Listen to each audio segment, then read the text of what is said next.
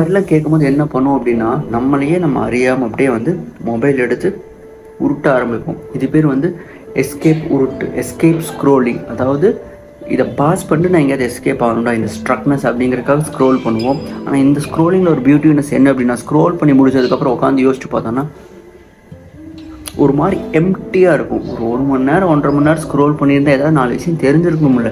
At least ஏதாவது 4 விஷயம் 4 மூஞ்சியாவது ஞாபகம் இருக்கும்ல, இவங்களோடது பார்த்தேன் அப்படின்னு.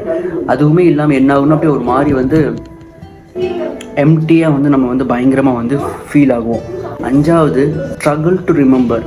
ஏதோ ஒரு விளக்கு நமக்கு இருந்திருக்குங்க. இங்கே இதான் என்னோட டிசைர், இதான் என் கோல், இதை நோக்கி தான் நான் என்ன ஆகுறேன் அப்படின்னா ட்ராவல் ஆகுறேன் அப்படிங்கிற மாதிரி ஒன்று இருந்திருக்கும். சம்டைம்ஸ் என்ன ஆகும் அப்படின்னா அந்த விளக்கு அணைஞ்சு போயிருக்கும்.